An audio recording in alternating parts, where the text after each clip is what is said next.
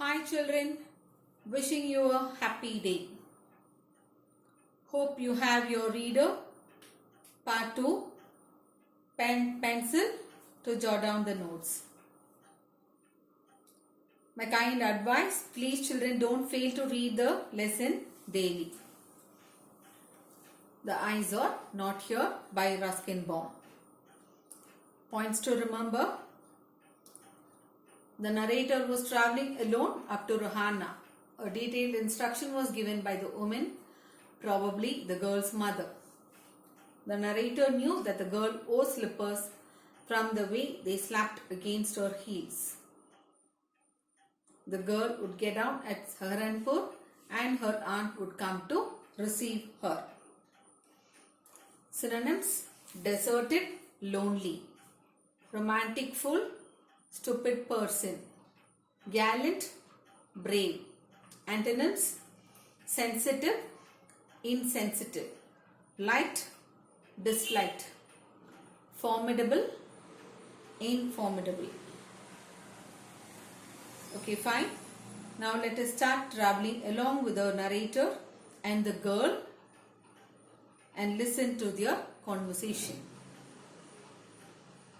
So in last class, the girl asked the narrator where he was traveling, and now the suspense is revealed to the question. As the narrator was traveling to Dehra and then to Missouri.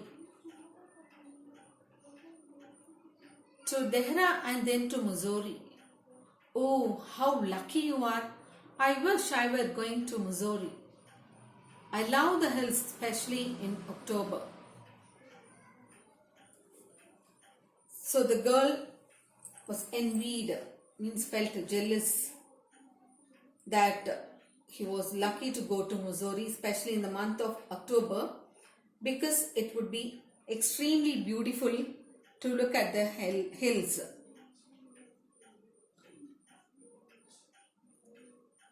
Yes, this is the best time, I said, calling on my memories. The hills are covered with wild dahlias. The sun is delicious, and at night you can sit in front of a log fire and listen to some music. Many of the tourists have gone and the roads are quiet and almost deserted. Yes, October is the best time. Deserted meaning lonely.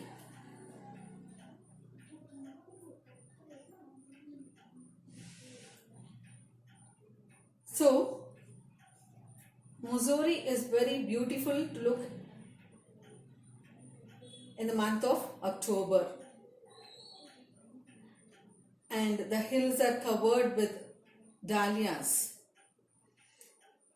The narrator recalled his past memories and reconfirms that really October was the best time to visit. It was the best time to visit Missouri because the hills would be covered with wild dahlias. The sun would be warm and delicious. Delicious means pleasant and enjoyable. And at nights, one can spend happily with great enjoyment, sitting in front of a log fire and listen to some music, melodious music, because it would be off-season. Most of the tourists might have gone and roads would be quiet. Not much traffic and almost lonely and peaceful. So, October is the best time to enjoy in Missouri. The narrator might have gone to Missouri when he partially had his eyesight.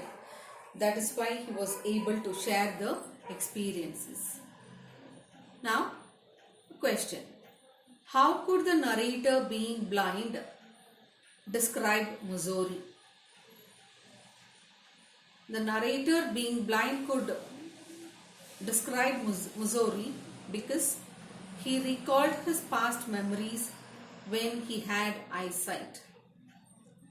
How did the narrator describe Missouri in October?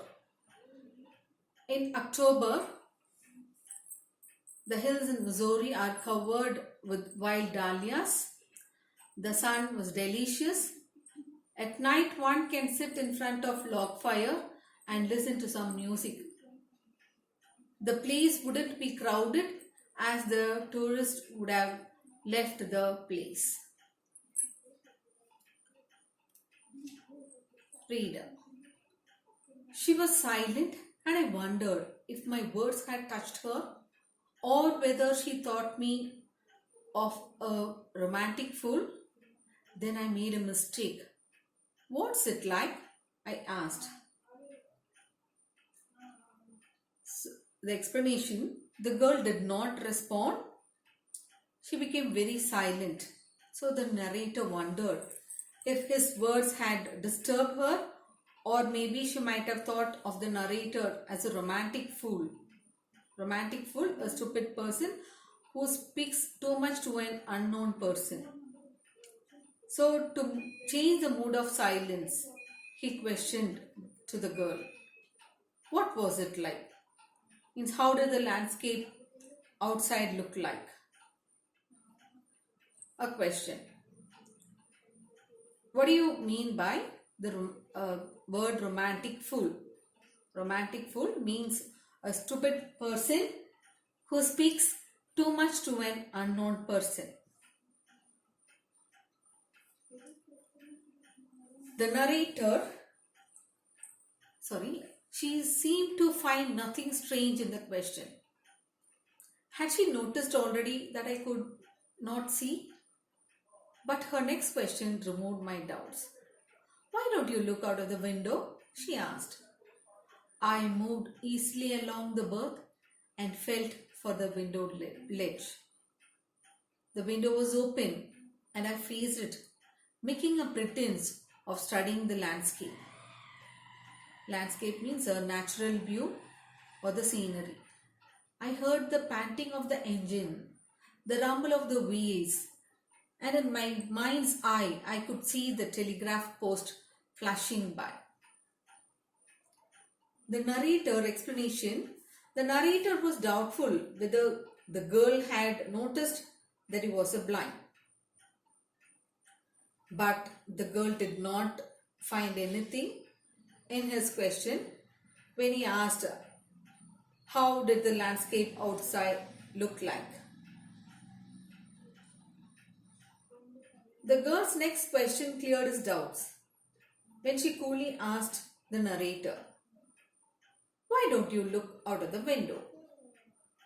The narrator moved along the berth easily and touched the window ledge. He faced the window, which was wide open. He pretended as if he was making a keen study of the landscape, the scenery or the natural view. He listened carefully to the short and quick sound of the engine. Panting means a quick and short sound, breath actually. So when you run fast, you take rest, you pant. You pant means like that is panting. So and the engines rumble, the wheels rumble. Rumble means making a deep and heavy continuous sound of the wheels. At times you hear a rumbling sound in your stomach when you are hungry. And he visualized in his mind's eye the telegraph post moving fast.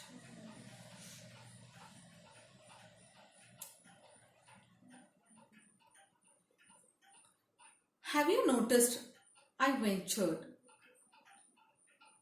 that the trees seem to be moving while we seem to be standing still? The narrator risked himself. Ventured means try to take risk. The narrator risked himself and questioned her whether she had ever noticed in a train journey that when they are seated or standing still, the trees seem to move fast in the opposite direction.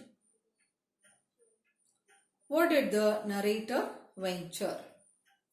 The narrator ventured whether in a train journey, when we are seated or standing still, the trains seem to move fast in the opposite direction. That always happens, she said. Do you see any animals? Hardly any animals left in the forest near Dehra. The girl said, it is a known fact. It always happens that in a train journey, when we are seated or standing still, the trees seem to move fast in the opposite direction. And she questioned, did you notice any animals? And she herself replied that very rarely animals are found in the forest near Dehra. I turned from the window and faced the girl, and for a while we sat in silence. The narrator, he was looking outside, admiring the landscape, natural view, and then he turned towards the girl, faced the girl, and for some time both the girl and the narrator sat in silence. You have an interesting face, I remarked. I was becoming quite daring, but it was a safe remark. Few girls can resist flattery. She laughed pleasantly, a clear ringing laugh. It's nice to be told that I have an interesting face. I'm tired of people telling me I have a pretty face. Oh, so you do have a pretty face, thought I. And aloud I said, well, an interesting face can also be pretty. After some time, the narrator, who was blind, wanted to do something daring. So he told her, quite daringly, that she had an interesting face. He became daring because the girl had not found out that he was blind.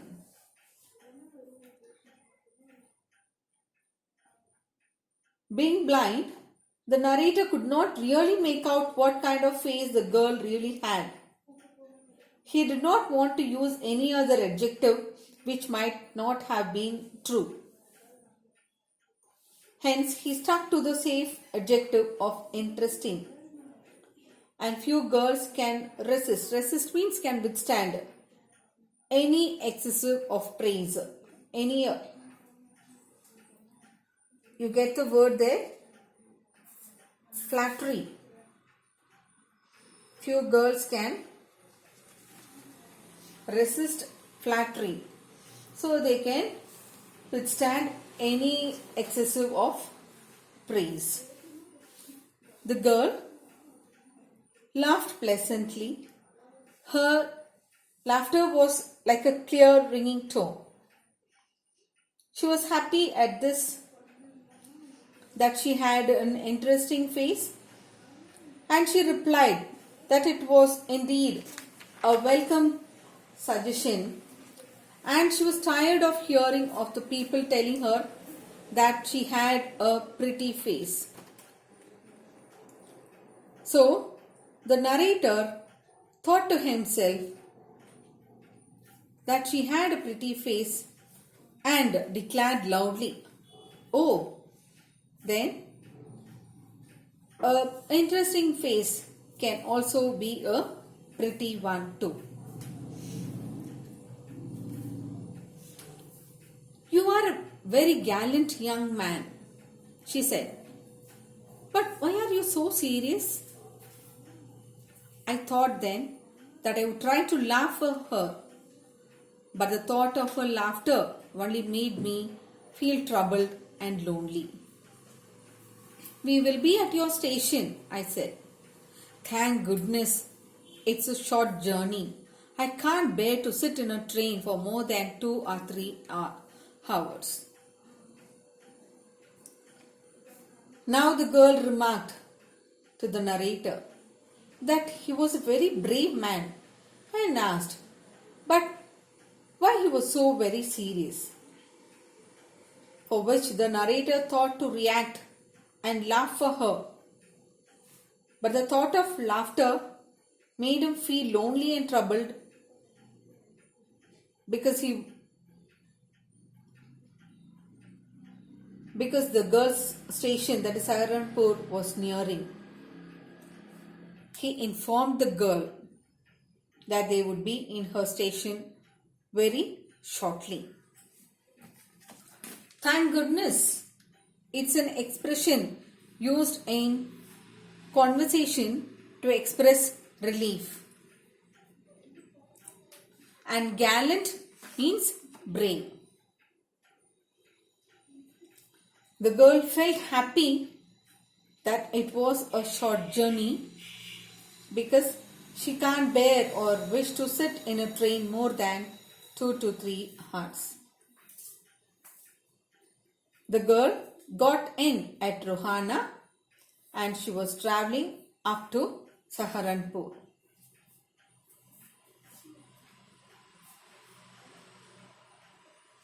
Now, a question. What does the girl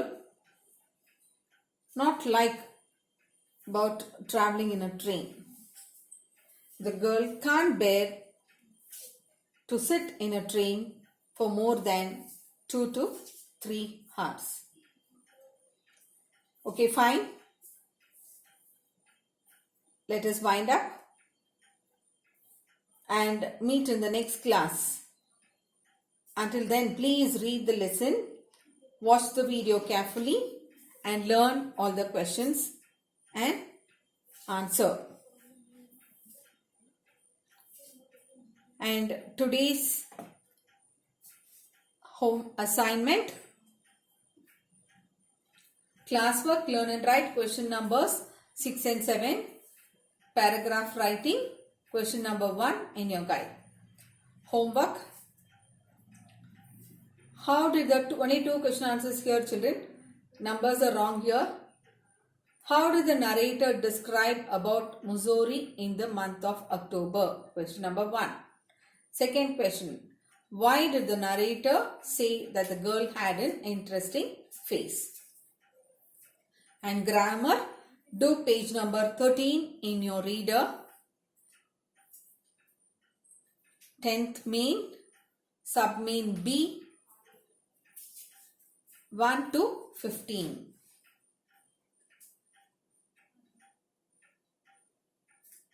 Thank you.